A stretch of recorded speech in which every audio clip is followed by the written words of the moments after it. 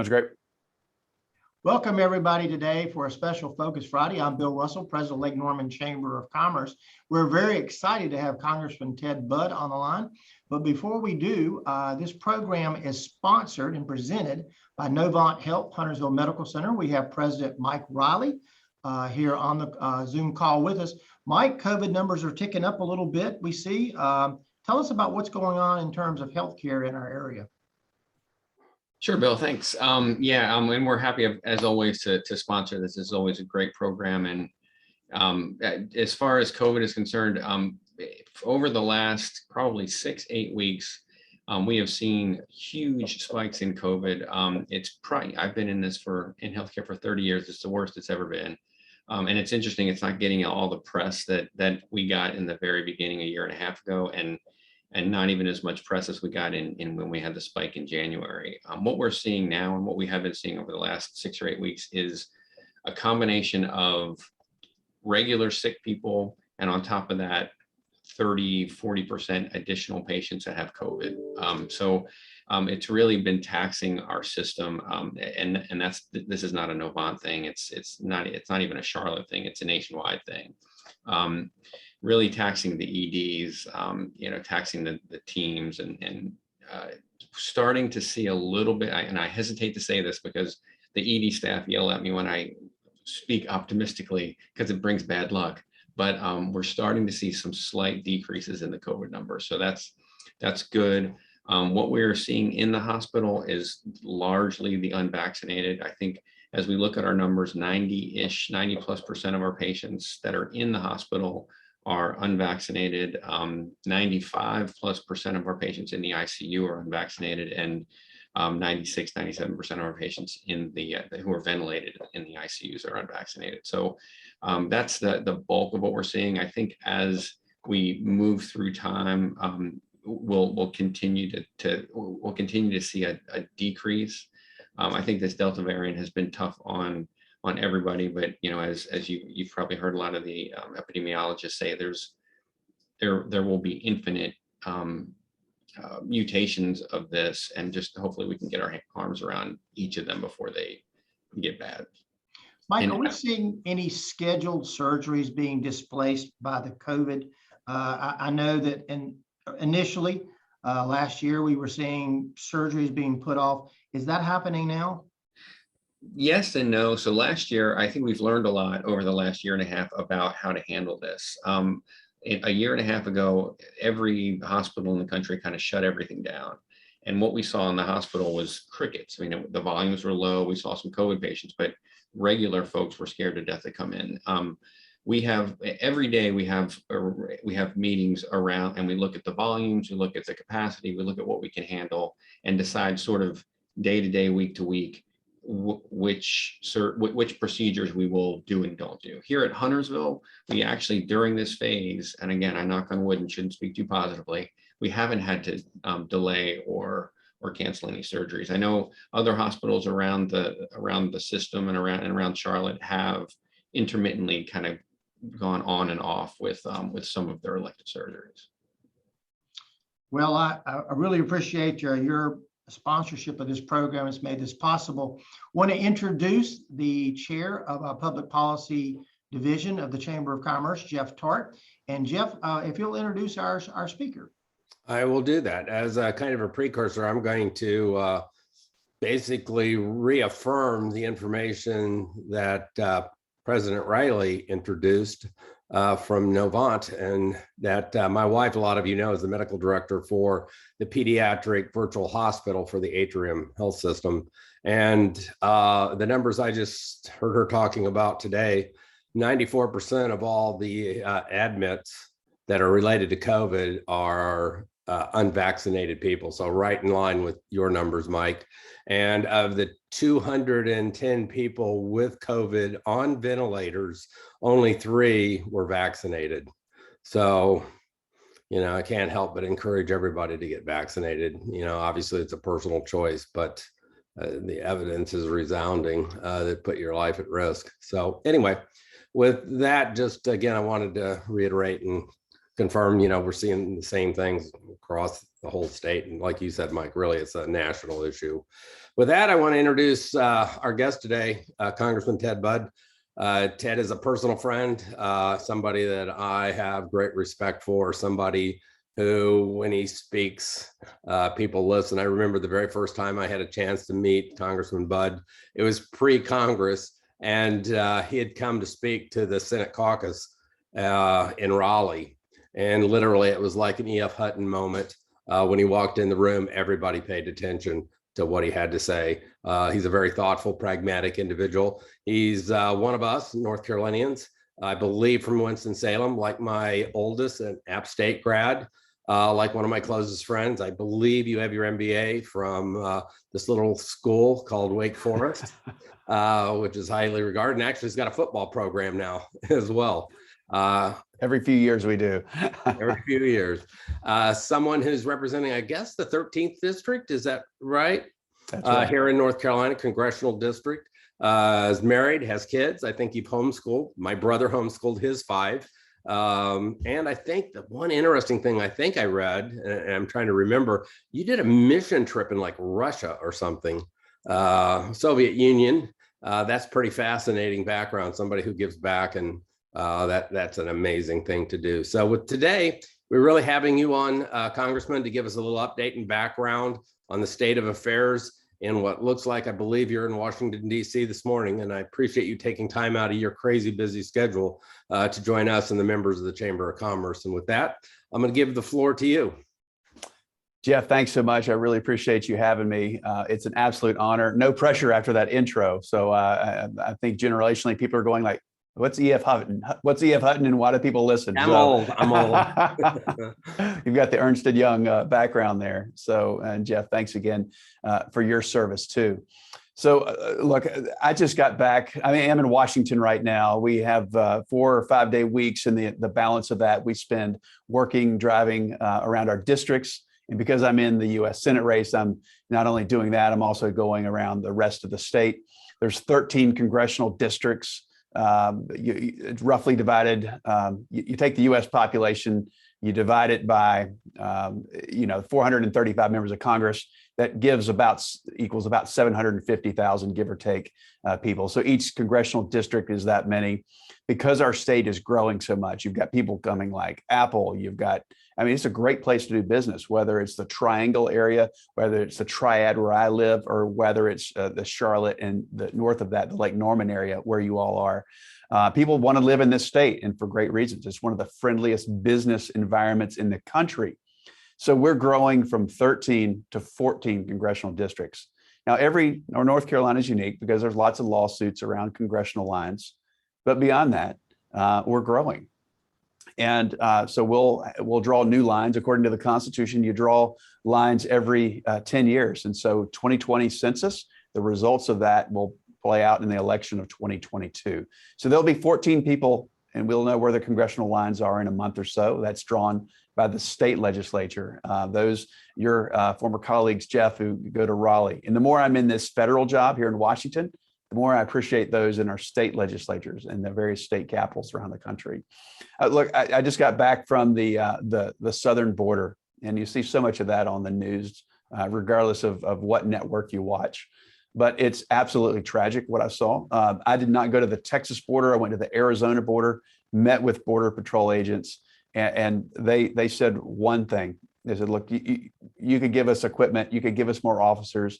The Biden administration is chopping jobs left and right at our southern border. It's tragic because you see human trafficking coming through. You see drug trafficking, including synthetic opioids and fentanyl coming across. But these border agents were pleading with me, and they said, if you could give us one thing, just give us policy and an administration that has our back. We don't have that. And we would love to have policy that supports the rule of law. And that's one of the major concerns there. Another thing that you're probably seeing on the news right now is spending, whether it's this proposed 1.2 trillion, which is, if you will, a gateway drug to the $3.5 trillion. There's a passage in the Bible, the Apostle Paul says, the love of money is the root of all evil. But here in Washington, D.C., the root of all evil is modern monetary policy, where this mythical printing press, and you can just keep running it endlessly. what we're seeing is, you might have stimulus checks that came out last year or so, and more funding, eviction moratoriums, which ultimately hurts property owners, providers, and housing providers, and it disincentivizes them from even creating homes and driving down the cost of home ownership and living. So it's a real problem. But you see just a lot of bad policy and a lot of spending. And you see a tremendous amount of people that are on fixed incomes, and they've learned to adapt over the years. But now you're having the devaluation of the currency, and the cost of living is essentially going up and up. And it's really squeezing those who, for one reason or another, are on fixed incomes. And it's very, very concerning. So we have to rein in government spending. We have to make ourselves more responsible. And because of the political dynamics in Washington right now, that's very challenging. But look, these jobs, for all of us that step up and offer our time and energy to serve, these jobs are self-inflicted. We don't have to do these things, but I'm grateful for those that go to Raleigh, many of my colleagues that come here to Washington that fight for good causes. I'm grateful for them.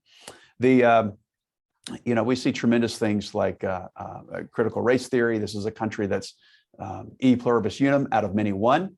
And then you see those that are trying to divide us along racial lines. And I think that's absolutely tragic. We need to get back to the e pluribus unum, and out of many people become one country, out of many states become one nation. And I think those are some things we need to push towards. Now, my committee is the Financial Services Committee, the Charlotte area up into the Lake Norman area. It is the second largest financial area in our country behind New York City. And it's a tremendous growth area. So a lot of people around Lake Norman, they either are able now to work from home, or they're traveling. I know, Jeff, you traveled, you were on the road in financial services in some way. And then those to the south of you there are in financial services. So that's what we look after, and including housing. But my chairwoman is Maxine Waters, so we disagree ideologically on a lot of things, but it's a very important committee, and it's an honor to be able to serve on that, and to understand our financial institutions and how important they are to supporting the open and free markets. But look, I want to be here to serve. I'm offering to do that for the U.S. Senate. I feel really good about our chances, but I'd love to be available for any questions that you might have. I'm sure there's things that I didn't address. Sounds great.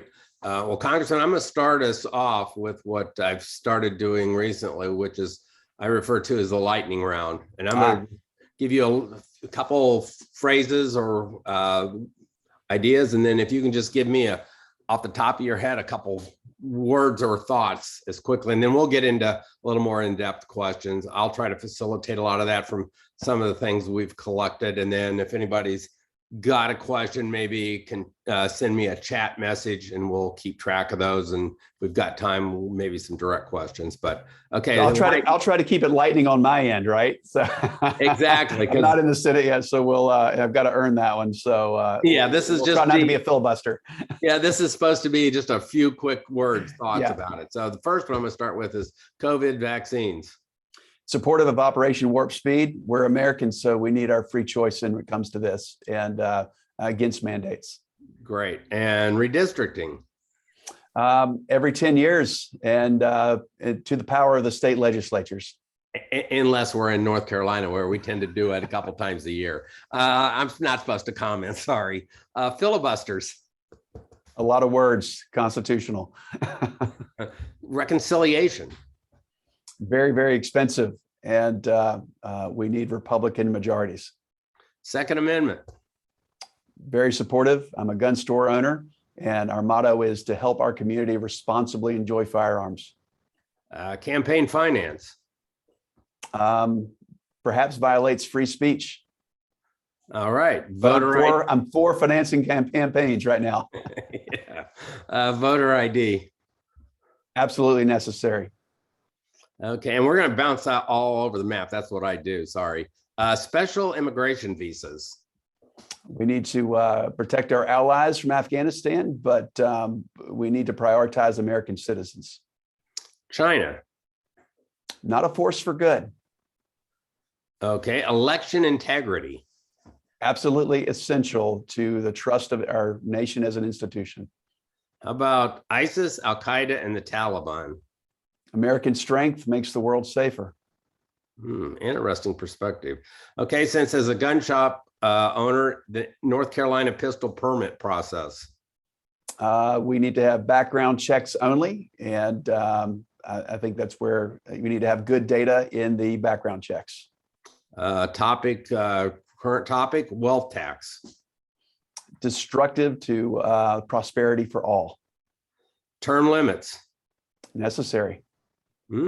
Unemployment benefits. You never want to incentivize unemployment. We got to have more people out of the wagon and more people pulling the wagon. But help those in need. Debt limit. Necessary and irresponsible to endlessly print money. Taxing PPP loans. Talking out of both sides of your mouth. Gerrymandering. A bad name for a process that is necessarily political and constitutional, according to the state legislatures, which I would emphasize. And the last one that I've got as a business person is the global supply chain.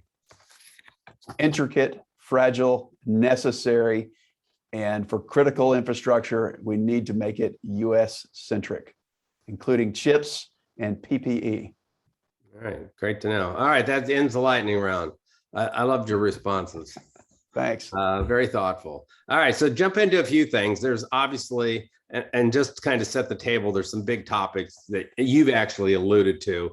Immigration relative to Afghanistan, relative to the southern border, I want to come back to in a little bit. Want to talk a little bit about how you mentioned Apple, how Apple impacts the state economy and our thoughts going forward to bring business, particularly the Fed's role in being able to do that. Want to get into the COVID situation a little bit because it is still sucks, pardon the pun, a lot of the oxygen out of the room.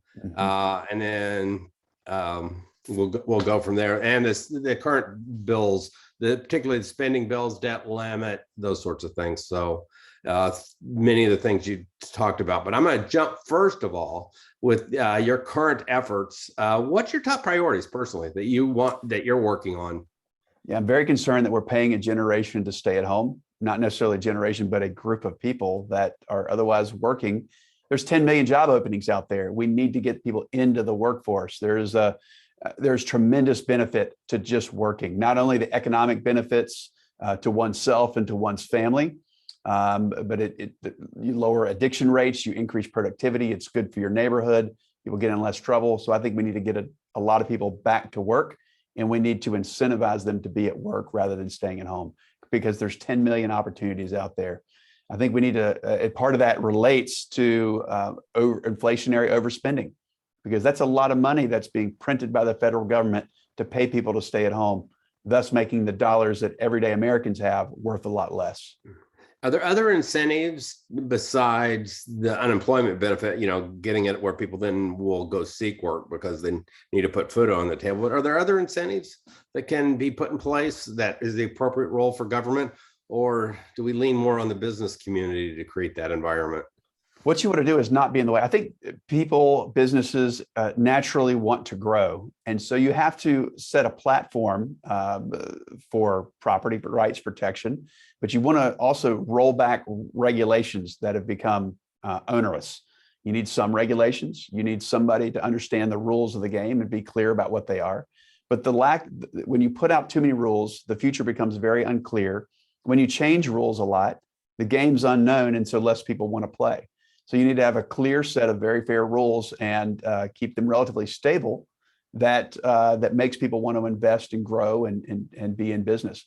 So I think the entrepreneur is a job creator for so many people. You need to encourage that at all levels, not just the billionaire, the millionaire. You need to also do it for the 100-aire, the 1,000-aire people on the street corners and that just want to on Main Street that just want to get out there and create a small business and a mom and pop shop.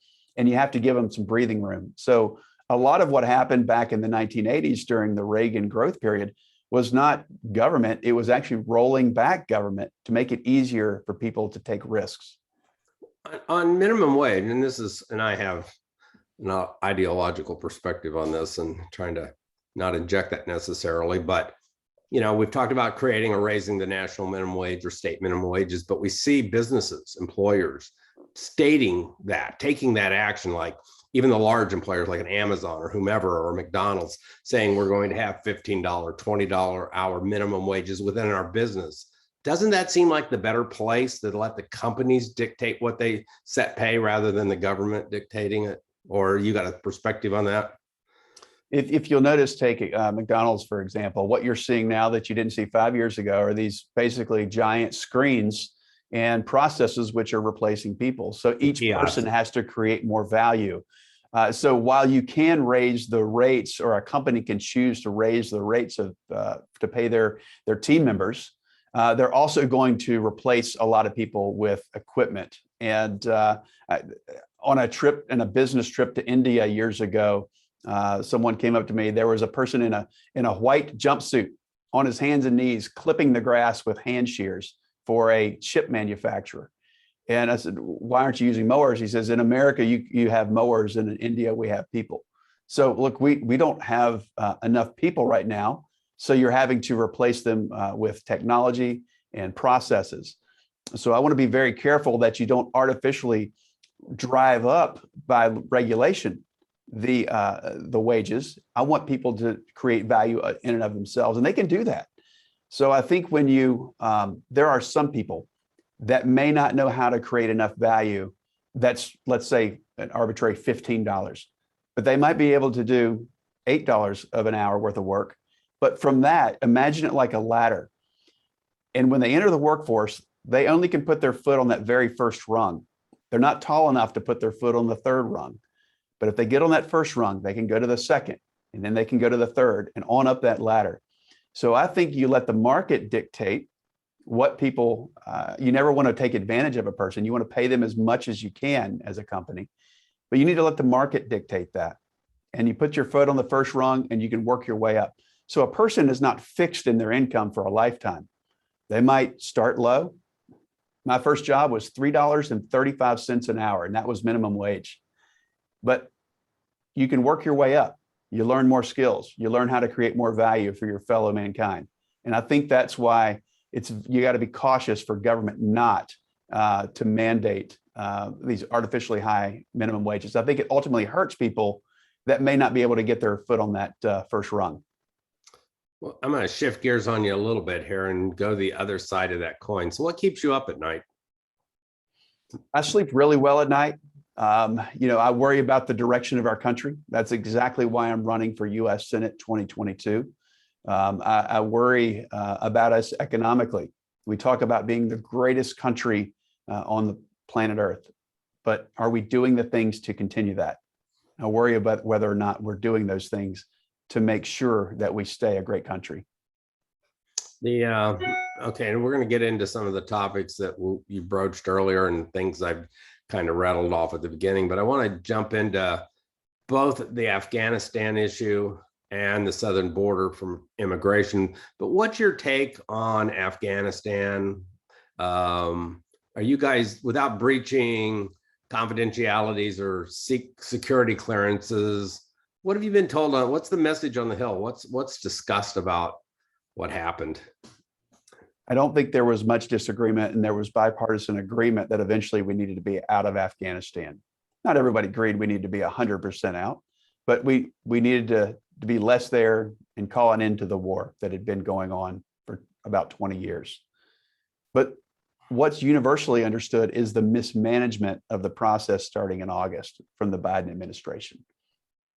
I come from a family that has served in the military, a grandfather in the Second World War, uncle Vietnam rescue pilot, helicopter pilot, brother serving in Afghanistan, nephew just graduated in the Marine Corps.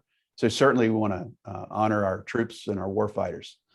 But the mismanagement on the exit is what the concern was, and that it's a display of American weakness, which we're not unless you mismanage us.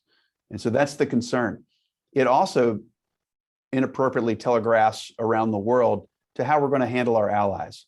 How are we going to respond to those that are next to Russia, Iran, North Korea, China? How are we going to handle Israel? How are we going to handle Taiwan, South Korea? Are we going to behave in such a way as we behaved in Afghanistan? And that's very concerning. Any sense, obviously the president is the final say, but he cannot be the one given an individual's background, whoever is serving that office, unless you were Dwight Eisenhower or somebody who had served in the military at the highest levels. Was he getting bad advice or messages from, the Joint Chiefs of Staff, the military establishment, the State Department, leaders, congressional leaders, or is there a sense he just stepped out on his own? How does that function? Any insight? I've heard multiple theories. We need to be in charge congressionally to have hearings on this to see what went on in the administration and why it was so poorly managed. I have definitely asked for the termination of Milley, Secretary Austin, Secretary of State Blinken. And then at that point, we begin to have hearings about what happened in the Biden administration. So there needs to be a sense of accountability. And so far, we're not having that. Gotcha. How about the Southern, shifting back to our problems close to home? Besides building a wall, there's some help to that. But for gosh sakes, procedurally, policy-wise, what needs to take effect to get control of the southern border and shut down the crazy influx? And it's not that we don't want immigration. We're a country founded on immigrants. We're all eventually, but there's a right way and a wrong way to come into the country. And thoughts on that and the border, since you were Jeff, you alluded to it. We're a very generous country. We let more than 1 million people a year come in the right way. They've been waiting for sometimes 5, 9, 10, 15 years, a long time the right way. So I don't think it's really fair to allow those that come in the wrong way to end run them and to cut in line, if you will. What I've seen is, yes, it's absolutely necessary to finish the wall. And when I was down there, doors were welded open on walls that were complete. Construction material laying around, where on January 20th at noon, construction stopped by Biden administration's orders. It's just absolutely tragic irresponsibility. A wall is part of the solution. Yes, it was symbolic for Trump's administration, but it was also necessary, but it's not the whole solution. You need to have the Remain in Mexico policy rather than the NTA or the notice to appear. Essentially, many people are captured. They're giving a piece of paper saying, please come back at a date to be determined for your court hearing. And these people, if they're smart, they're wrong to do it, but they never come back for their court dates. So they're missing in America. We don't have any accountability. We don't know who they are. We don't know where they are. Many of the people coming through the southern border, it's not those that are just coming for a better life. And that's the argument of the left. They just want a better life. Well, we support people having a better life. But what you see is cartels that essentially control this process all along our 1,956-mile border. They control operationally about 50 miles north and south of that border. And they are controlling the flow of humans that are paying coyotes, essentially as part of the cartel, to move them. They're moving people. They're moving not just humans for work, but also sex trafficking. They're moving synthetic opioids, fentanyl. They're moving bales of marijuana that have heroin inside of it. It is tragic what is happening at our borders, and people's lives are being destroyed along the way. And the left is turning a blind eye to this and saying it's about a better life. No, it's not. It's destroying people's lives. So we need to have the wall and also have get rid of the notice to appear and reinstate the Remain in Mexico policy, assuming that they're claiming asylum. That way, we understand that about 8 or 9% of the asylum claims are actually legitimate once they're vetted. So that's 90% are false, and it's just a way to wrongly get into the United States. The kind of one question that was asked, and it relates to future questions we're going to get into, but working there now, the time you've spent in Congress and walking the hallways, and we've got such disparity in ideas and ideology and the ability to work together. What will it take and do we have the ability to ever get back to a point where we can reach across the aisle and work with colleagues on both sides? I think so. I think it will come. It will take some time. Look, there are relationships across the aisle. There's just things you just can't support, but you don't have to be mean-spirited towards one another. Look, there are Democrats, and we have conversations. I can't support their policies, but you have to make sure that you understand where they're coming from, and you don't cut off the relationship with them. But you do work to defeat them politically, and that's what I'm working to do in 2022. It's what I work to do each and every day here in Congress. All right. Jumping into, again, I'm just kind of bouncing around. That's the way my brain works. Apple, you'd mentioned it earlier. What's the implications for having somebody like Apple come to North Carolina? Will there, are the things the state or the federal government can do to create incentives for these organizations and businesses to come? But it's both sides. How do we take care and create for these big employers? But I think we still recognize 85% of jobs in America are from small business owners. How do we foster that environment for entrepreneurs and small business? Well, they really are. You don't want to discount the value of a large business like Apple coming to North Carolina. I think a mass percentage of those will be making over 6 figures, some over 7 figures. So that's a lot of money that gets put into the North Carolina economy. So we want to be supportive of that. I want to push as much. I want to get away from the idea that if something must be done, then it must be the government. I think that's kind of one of the first evils we can do. But I also want to say I want the decisions to be as local as possible. So kudos to the state government and to the local governments there working to make it an attractive place. In other schools, you want a strong university system with strong STEM programs that make them have a likely employer base. And so I think some people will be moving here with Apple. Some people will be hired here coming out of our university system. So that's really good for the local economy. Plus there'll be other vendors that will be supporting larger businesses like Apple that are small businesses that support larger ones. So I think that's good. And you just have to make yourself a friendly environment for businesses to want to operate in. Gotcha. Okay, jumping back to COVID for a second. I mean, we've got Biden's and mandates, and we're seeing employers mandate vaccines. Not to debate the pros and cons of doing that in and of itself, but where's the discussion on Capitol Hill? And then do you see, or is there discussions or conversations in the hallways that this will end up in court? And how high up does it go? I don't necessarily have a problem. I'm going to share a little personal perspective to the level that they could put it in one position. I don't necessarily have a problem with employers mandating vaccines, particularly in the healthcare environment and stuff where it's a public risk, but not providing another means to stay employed. In other words, kind of like the NFL. If you're not going to be vaccinated, okay, personal choice, but you're going to have restrictions. You're going to have to wear a mask all the time. You're going to social distance. You can't be in the film room when others are around. Find alternatives, but just to fire you, especially people who've been working for the last year and a half to save people with COVID lives, and say, if you're not willing to get, a vaccine, we have no place for you. Pretty tough. And I just got to believe there's issues, at least somebody's going to have an issue with it. And is that discussed or talked about on the Hill? Absolutely, it is. And before I answer, I want to let you know we have just called vote. So if people are near their TV set, they can turn on C-SPAN and I'll give you a wave. But look, I think the American way to do this revolves around Americans talking with their doctor. I think they need to hear less, Jeff, from politicians, and they need to hear more from their doctor to make these decisions.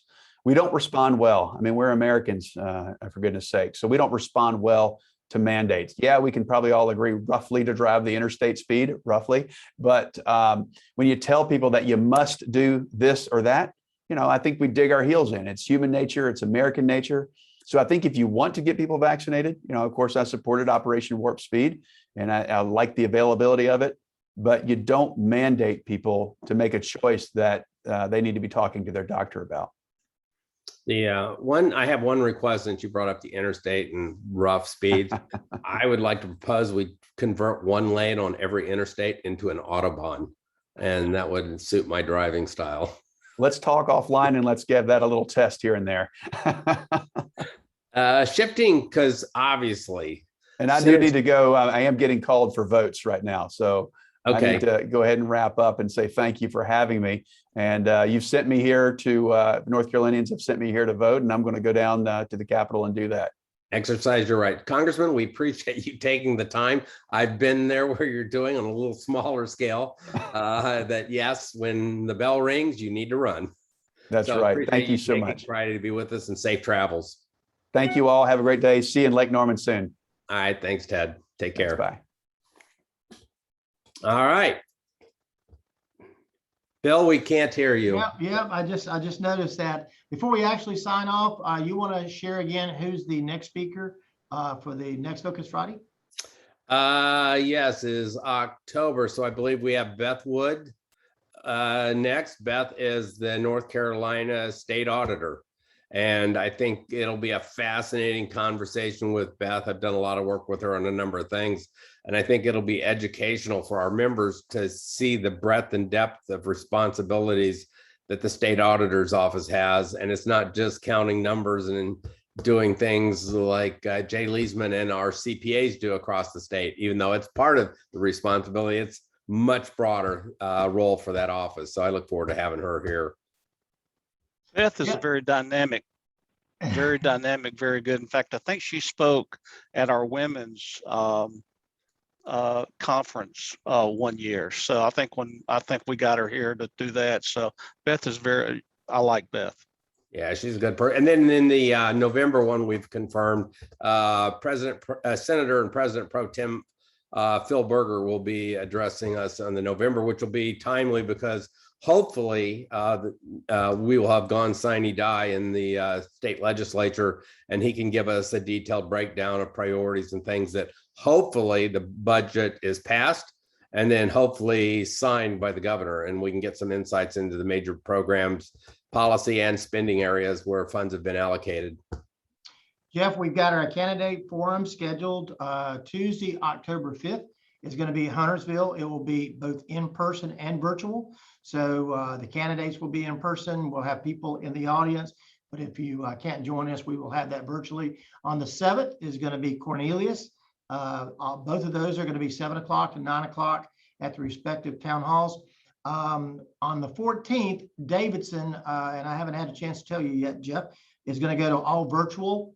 The commissioners now in Davidson have gone to a virtual format. And so the town hall is not going to be available to us, but we are going to be hosting that as well. Again, that's some of the things we're working on. Mike Riley, Novant, when I talk to people who are relocating their businesses here or their residents, we have tremendous healthcare providers, Novant, Atrium, Lake Norman Regional Medical Center. But I can't say enough about the role that Novant plays in terms of not only keeping our families safe and healthy, but also the role you play in our community and getting involved. And thank you so very much being a presenting sponsor of this program, for all the programs and things that you do in our communities in Cornelius and Davidson and Huntersville. Thank you, everyone, and thank you for joining us today, and have a great weekend at the lake.